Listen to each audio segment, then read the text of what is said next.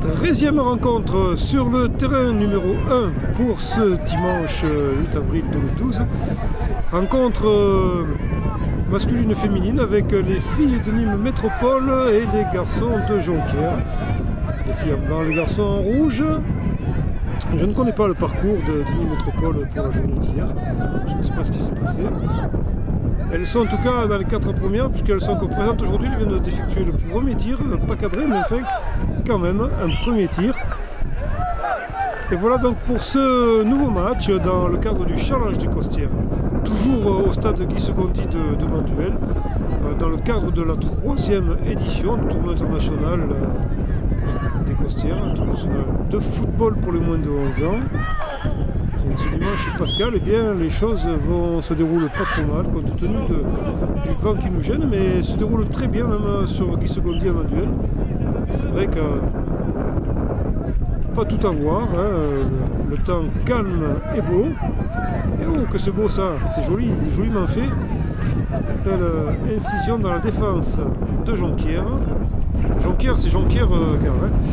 Voilà, le papier qui se casse la figure, le vent qui emporte la chaise. Et là, elle me gêne. Pas moyen de s'en sortir aujourd'hui, de s'en découvrir de ce vent violent. Et capricieux, hein. C'est vraiment gênant. Mais que faire? Que faire? Que faire? Un tournoi indoor peut-être. Pour l'instant, Nîmes Métropole résiste là. Pas facile.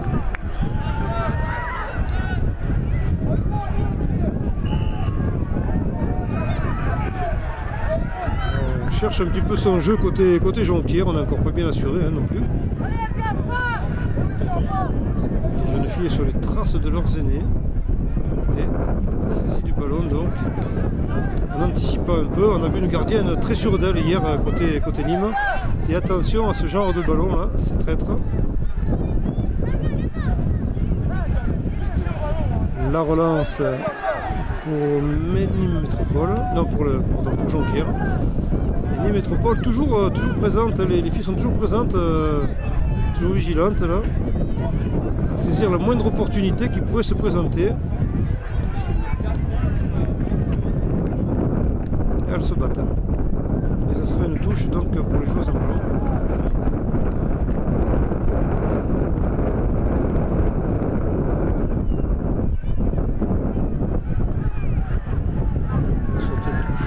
Voilà, Jonquière qui va pouvoir se dégager. Mais pour l'instant, les Jonquiérois ne sont pas forcément incisifs hein, dans le camp métropolitain, on va dire. Là, ça se précise quand même sur ce premier assaut vraiment sérieux. Les gardiennes interrompent. Le vent qui fait cavaler le ballon, et on le voit quand même, il a une petite action longitudinale le vent.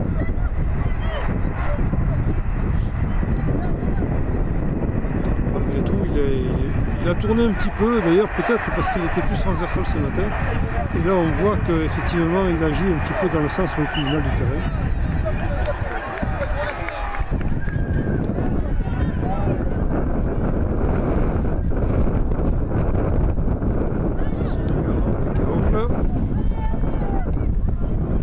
On dégage en touche, c'est le mieux. Ça va laisser un petit peu de temps pour se réorganiser en défense.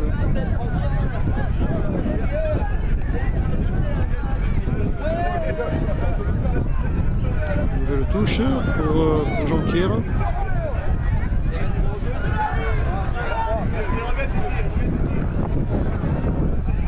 Et on dégage en touche de nouveau pour Nîmes Métropole, c'est le mieux pour l'instant.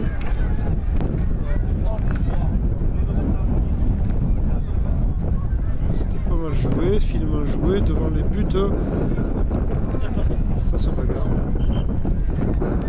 Le ballon, je sais pas si le ballon n'était pas sorti, mais enfin, là il est assurément. Donc sortie de but pour Jonquière. Pour Nîmes Métropole. Voilà donc le jeu relancé. Les métropolitaines là, sont bien parties là. Bien joué ça.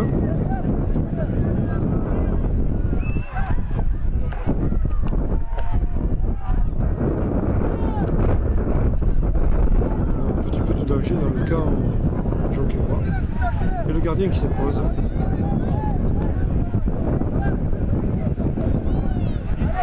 On se dégage côté Jonquière, on prend un petit peu d'air parce qu'il en a besoin.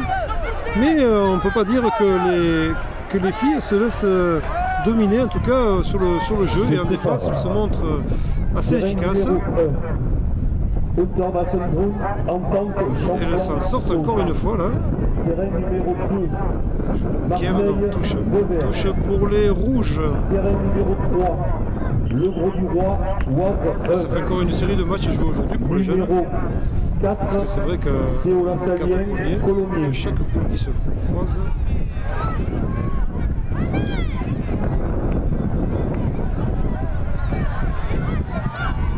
Donc je répète, suite au petit changement, donc terrain numéro 1, Unterweissenbrunn, Champlain-Saut, un changement de joueuse du côté de Marseille, Vauvert, terrain numéro 3, Le Gros du Roi, Wavre, la touche jouée très vite sur numéro 4, La Salière, on tentait de créer une surprise, on trotte vers les buts, on remet la gardienne.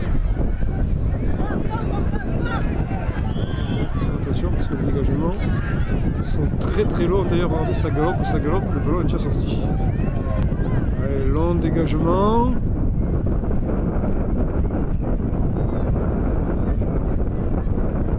On va se battre sur l'aile opposée.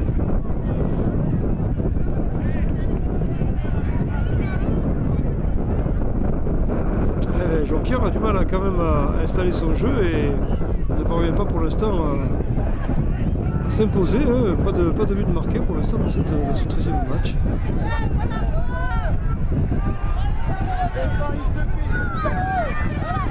Les filles se dégagent bien. Jonquière, alors là c'est un peu diminué derrière, attention. On est bien placé quand même, la preuve. Et ça revient pour Jonquière. Et sortie de touche.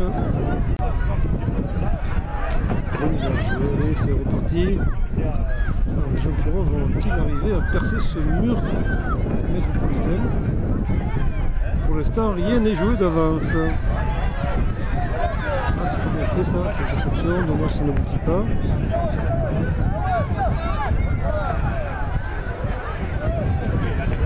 Jonquière là en profondeur, c'est pas mal fait ça.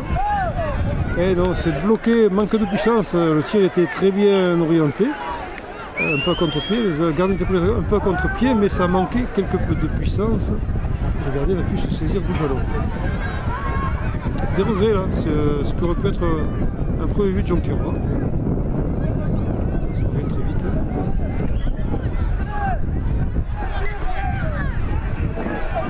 Touche c'est une.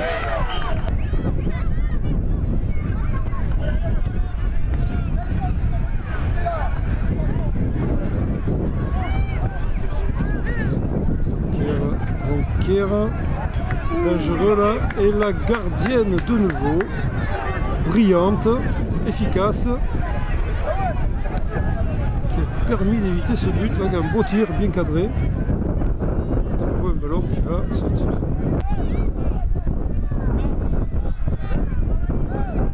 Dégagement. Je dis pas long parce que je pense que le vent là est en face et on le voit d'ailleurs.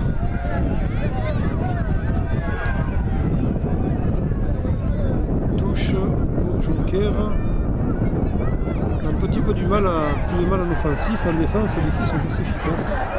En offensif, c'est un peu plus dur. Nouvelle touche.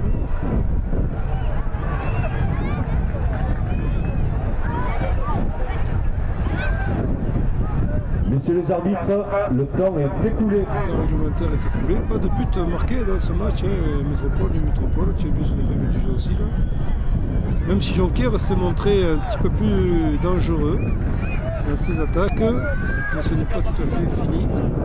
Le sifflet final n'a pas été donné. Si, c'est fait. 0-0 donc entre Jonquière et Nîmes Métropole dans ce 13e match de la matinée de la journée du dimanche 8 avril 2012.